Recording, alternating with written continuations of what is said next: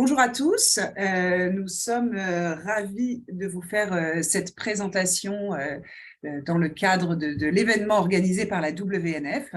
Je suis Aude Verret, je suis la directrice du Sénato, le Collège européen de naturopathie holistique à Paris, et je suis accompagnée pour cette présentation de Daniel Kieffer, qui est le fondateur du Sénato et qui est toujours référent pédagogique au Sénato et directeur du second cycle.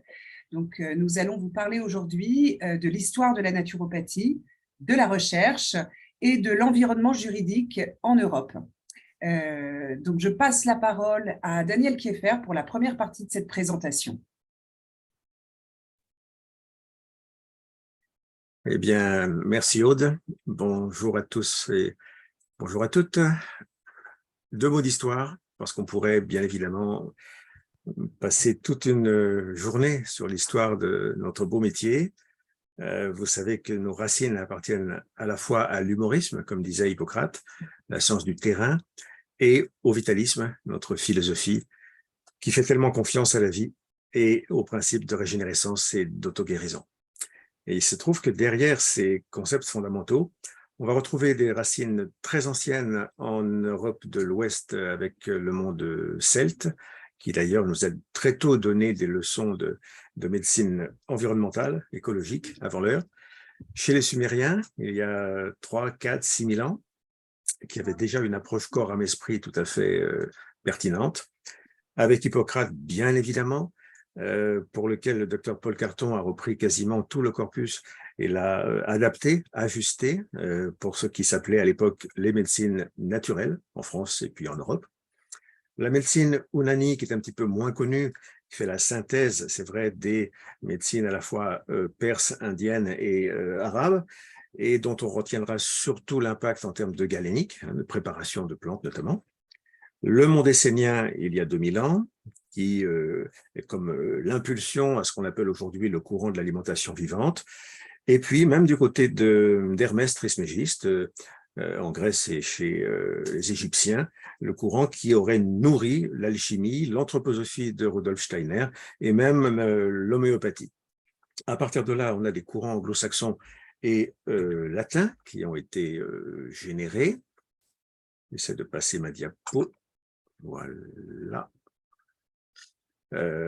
Oui, un synoptique là qui nous montre à partir de Hippocrate à gauche, quelques siècles avant Jésus-Christ, on suit les flèches vertes et on arrive au docteur Paul Carton qui a été le renouveau hippocratique français. Et puis on retrouve aussi le courant vitaliste qui passe par le monde britannique notamment. Et puis en bas, en rouge, on voit l'école de Cnide, qui était la concurrente finalement dès l'époque d'Hippocrate, et qui, elle, va plutôt générer le courant symptomatique à l'origine du courant allopathique d'aujourd'hui. On va retrouver ici l'impulsion hermétique dont je venais de parler, avec Paracels au centre, et puis Samuel Hahnemann, le père de l'homéopathie. On va retrouver ici des impulsions égyptiennes, sumériennes, même tibétaines, mais orientales, ce n'est pas le sujet de notre causerie aujourd'hui. Et puis, nous arrivons aux hygiénistes avec le courant allemand. Alors, pourquoi l'Allemagne? Parce que c'est probablement le berceau du courant hygiéniste et en particulier de l'hydrothérapie. On ne va pas détailler tous ces personnages-là, mais on reconnaît notamment des grands noms en hydrothérapie comme Schroth, comme Louis Kuhn, comme Braunschle également. On reconnaît aussi l'alimentation avec Schroth, Gellerhauser, Budwig, et puis certains promoteurs aussi des plantes et des jus de plantes comme Schonenberger ou Breuss, qui sont encore bien présentes dans beaucoup de boutiques bio en Europe. Un mot, bien sûr, sur le curé Sébastien Kneipp. Pourquoi il est important? Parce qu'il a lui-même été l'influenceur, sans le vouloir, mais il a été visité à plusieurs reprises par Benedict Lust, et donc tout le courant américain, finalement, va puiser ses origines dans les travaux de ce bon curé Kneipp. On le considère comme le père de la médecine naturelle. On ne parlait pas de naturopathie encore à l'époque. Hein. Et donc, en Bavière, il était ce curé particulièrement convaincu que notre hygiène de vie était fondamentale. Et il donnait des coups de griffe, vous voyez, comme ici sur les corsets, les baleines, les cols durs, les bottines. Laissons le corps respirer. À partir de là, il va mêler en quelque sorte ses prières, ses bénédictions, son eau bénite et ses conseils de bain, de rosée du matin. Et c'est vrai que cette réputation va très très vite échapper à son petit village de Bavière, puisqu'on raconte que tous les grands responsables, notamment politiques, hein, européens, vont aller consulter au début du 19e ou fin 18e ce bon Sébastien Kleip. D'autres fondateurs, pays par pays, en Suisse, pas très connu, hein, c'est pas le pays le plus grand, mais on a quand même Ricli et ses bains d'air et ses bains de soleil. On a Bircherbenner pour l'alimentation, bien sûr, Eret et ses travaux sur le jeûne avec Berthollet. Le bon docteur Catherine Kousmine, qui est plus contemporaine, mais qui a vraiment beaucoup travaillé aussi sur l'intestin, les omégas alimentaires. En Grande-Bretagne, parmi beaucoup de fondateurs, nous aurons deux noms à retenir avec Stanley Leaf et James Thompson, une orientation plutôt nutrition diététique. Et puis, n'oublions pas l'Espagne avec Ferrandis, dont parlait beaucoup Pierre Marchessault pendant mes études, José Castro et Adrian van der, qui ont aussi été des fondateurs dans les écoles de la naturopathie contemporaine. En Pologne, Vincent Presnitz est aussi un des grands fondateurs de l'hydrothérapie, froide notamment. Au Portugal, le docteur Colucci, qui est mort largement centenaire, hein, vous voyez, il n'y a pas d'erreur au niveau des dates, et il était toujours bon pied bon oeil dans les congrès auxquels j'assistais dans les années 80. Et puis le père Himalaya. En Autriche, Maria Treben, qui reste dans les mémoires comme le promoteur de la phytothérapie, hein, médecine du bon Dieu, comme elle disait. Et puis en Russie, deux noms, Johann Schrott, et puis le bon docteur Salmanov, avec son hydrothérapie chaude, assez connue encore dans toutes nos écoles. En France, à gauche, on pourrait retenir Hippolyte Tria, l'un des pères de la culture physique et de la musculation, avec Georges Rouet, Georgia Knapp pour la réflexologie, Georges Hébert pour les activités physiques, Rancoul pour tout ce qui était réflexologie, le docteur David Delatour qui est le père de l'héliothérapie, Marcel Rouet et les frères d'Urville, plus contemporains, plutôt spécialistes en nutrition, en rajeunissement et en magnétisme aussi pour l'un des frères d'Urville. Le courant radical, c'est-à-dire hygiéniste pur et dur, il est minoritaire en France. On se souvient quand même de Vivini et de Mosseri. Et puis un courant modéré avec le docteur Paul Carton, que j'ai déjà cité, Raymond Dextray, Henri Charles Geffroy, Gérard Nizet, les Hérémériens, qui sont pour beaucoup des confrères à nous et des formateurs qui ont beaucoup écrit, notamment au niveau de l'hygiène de vie familiale. La synthèse, bien sûr, revient en France à Pierre-Valentin Marchessault, qui a quand même une double culture intéressante, un cerveau de culturiste et de philosophe. Et puis, tout au long de ses voyages et de ses rencontres, en Europe, mais également en Grande-Bretagne, en Allemagne ou aux États-Unis, il va enrichir en quelque sorte ses connaissances et parvenir à une grande synthèse qu'il va faire dans les années 1940. Et c'est le seul, en effet, qui a rassemblé les 10 techniques naturopathiques, qui s'appelaient à l'origine aliments, eau, air, mouvement, idées, fluide, rayons, réflexes, mains et plantes. Un petit peu archaïque, hein, le vocabulaire, mais on est dans les années 40. Et c'est lui qui a structuré les 3 premières cures, les intoxications, revitalisation et stabilisation. Quasiment tous les naturopathes devenus aujourd'hui chefs d'école sont passés par l'école Marchessault, dont André Roux, Passebec, Masson, Rousseau et beaucoup d'autres, et votre serviteur. Et puis on va retenir 2 petites phrases qui ont nourri toutes mes études chez lui. Ni médecin, ni guérisseur, le naturopathe est un éducateur de santé. C'est une couleur importante à laquelle on tient en France. Et puis, ne rien rejeter, tout intégrer avec sagesse. mine de rien, c'est déjà le début de la pensée systémique et aussi de la médecine intégrative. Je passe la parole à Aude pour la suite.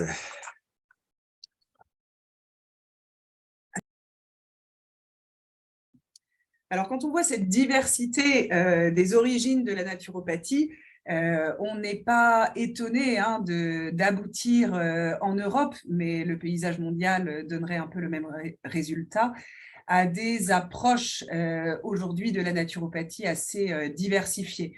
Alors, tant sur le cadre législatif, mais Daniel reviendra sur ce sujet tout à l'heure, que dans la pratique de la naturopathie.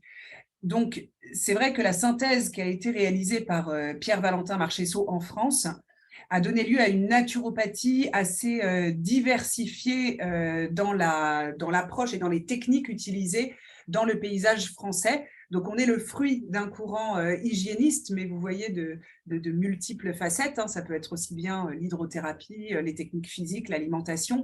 Et cette synthèse, elle est quand même assez exhaustive dans la naturopathie telle qu'elle est exercée en France, avec vraiment un respect de l'approche de terrain de nos clients. Donc ça, c'est vraiment la couleur très française.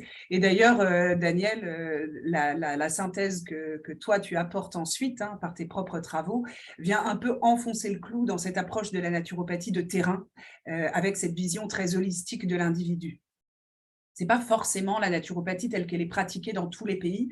Et on observe des courants un peu différents, on va dire, suivant les pays ou les régions d'Europe. Donc, avec dans les pays scandinaves des soins alternatifs qui sont plus ou moins symptomatiques, donc qui s'éloignent un petit peu parfois de la vision de terrain et qui s'approchent un peu plus de la vision anglo-saxonne et américaine, on va dire, de la naturopathie aujourd'hui. En Grande-Bretagne, on a une sélection limitée de techniques, donc on est beaucoup plus tourné vers la nutrition et vers l'utilisation des plantes en antisymptomatique ou de terrain. En Suisse et en Allemagne, là, on est plus dans une ouverture intégrative de la naturopathie avec une collaboration avec les médecins. Alors, leur statut juridique l'explique aussi. Et souvent, on observe d'ailleurs dans les formations dans ces pays-là un nombre d'heures en sciences fondamentales beaucoup plus important, donc une approche à un moment donné qui va se rapprocher des professions de santé dans ces pays-là. C'est ce qui explique l'intégrativité de la naturopathie dans le système de santé, et donc il faut que tout le monde parle un même discours.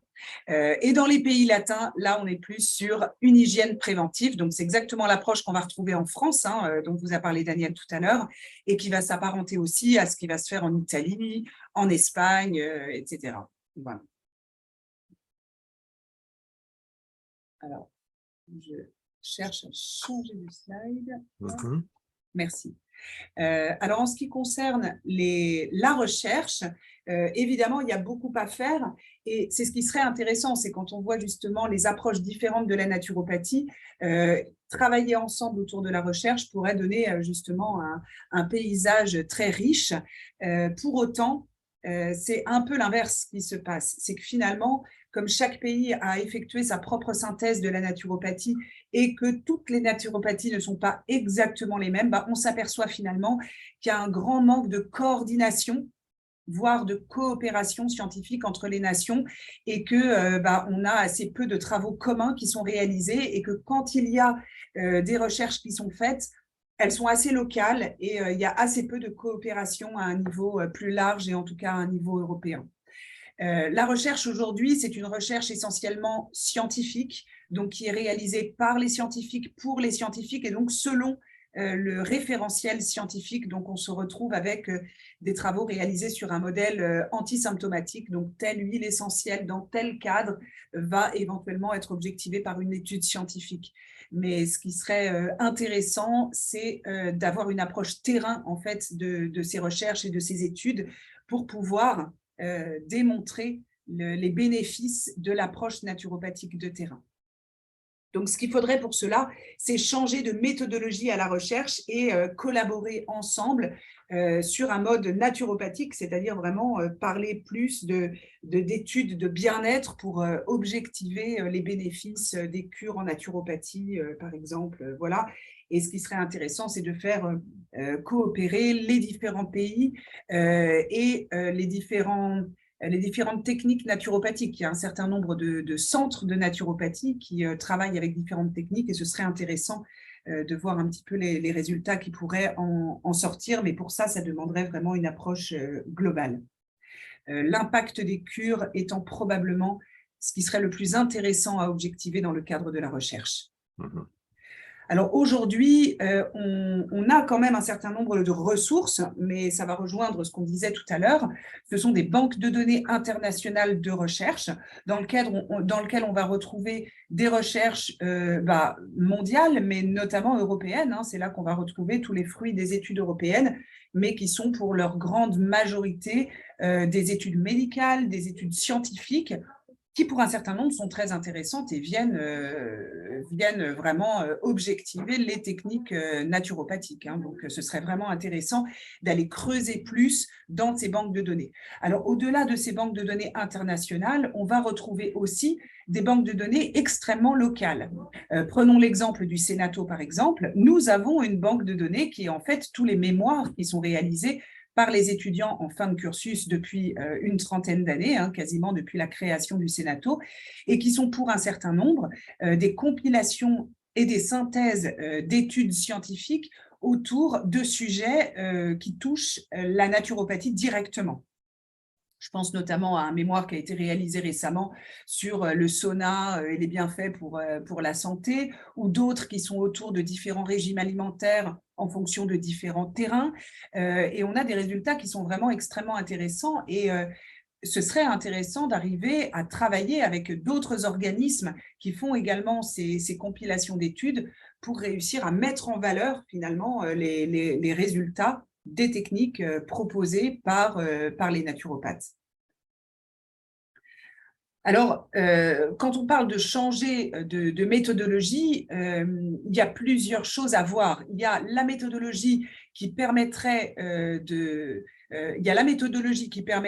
d'objectiver les techniques naturopathiques, comme les techniques de terrain, les cures naturopathiques, mais il y a aussi la méthodologie qui cale à des standards internationaux qui permettraient de montrer que la recherche en naturopathie suit les mêmes standards. Donc, parlons par exemple des benchmarks de l'OMS. Et puis après, ça va dépendre aussi du fonctionnement de la recherche dans différents pays.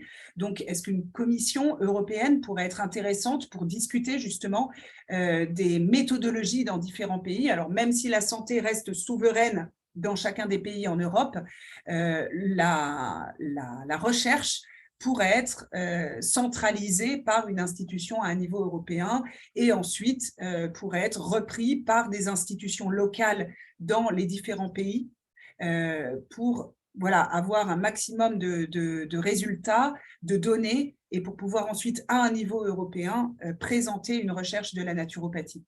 Voilà, avec une dédicace spéciale et un hommage à la WNF en Europe, qui donne l'impulsion justement de cette recherche et pour lesquelles je pense que chacun des pays est très conscient qu'on devrait avoir un impact plus important et donner plus de corps à cette recherche. Maintenant, je vais repasser la parole à Daniel pour parler du cadre juridique de la naturopathie en Europe. Parfait. Eh bien, j'enchaîne. J'enchaîne en rappelant encore une fois que selon l'histoire de chaque nation, l'ouverture aussi, la souplesse peut-être des décideurs de chaque pays, le paysage politique et socio-culturel, eh bien, chaque pays étant souverain en matière de médecine et de santé, bien évidemment, passer une frontière parfois donne un paysage complètement différent au niveau de la naturopathie. On a énormément travaillé dans les années 95 à 97, pour ma part dans le cadre de la FENAMAL à l'époque, la fédération, elle s'appelait la FENAMAL. Et cette fameuse résolution Collins, on la doit au député Lannoy, qui aujourd'hui est, j'imagine, retraité. Et cette résolution posait d'une façon très claire, incitait chaque nation, si je me souviens bien, à étudier, valider, intégrer les médecines dites non conventionnelles dont à l'époque la phytothérapie, l'homéopathie, l'acupuncture, l'ostéopathie, la médecine anthroposophique et la naturopathie, bien évidemment. Donc 97, c'est une date historique. On était à l'époque dans un élan d'enthousiasme considérable. Et puis, une fois que la résolution est passée, bien sûr, beaucoup de nations ont fait la sourde oreille. Vous savez peut-être qu'une résolution européenne ne fait pas force de droit. Hein, elle incite, elle invite à, mais sans plus. Donc, on a eu de petits mouvements positifs, en effet, au Portugal, un petit peu en Belgique, en Suisse, mais la Suisse était plus ou moins dans l'Europe sans y être vraiment, et puis en Italie. Il reste qu'aujourd'hui, nous avons une disparité importante avec des pays qu'on peut appeler rouge, vert ou orange. Alors ce tableau, il n'est pas forcément parfaitement le reflet de ce qui se passe aujourd'hui, parce que je n'ai pas accès forcément à toutes les législations en temps réel, bien sûr. Souhaitons que pas mal de pays orange soient devenus verts, ou que certains pays rouges soient devenus orange. En tout cas, on doit à Maître Isabelle Robard et à ses travaux, depuis 2007, on doit cette compilation des différents pays. Donc, très rapidement, vous voyez, les pays verts, c'est ceux qui nous donnent le moral. L'Allemagne depuis bien longtemps, hein, depuis 1939, une loi qui a été reconfirmée en 73. La Grande-Bretagne, c'est un petit peu particulier, c'est comme un modèle historique puisqu'il y a un droit qui est dit coutumier, il n'est pas forcément écrit, mais il est là depuis le XVe siècle, comme en Irlande. En Roumanie, on a paramédicalisé les naturopathes, donc ils sont encadrés, mais je ne suis pas convaincu que beaucoup de médecins orientent vers les naturopathes.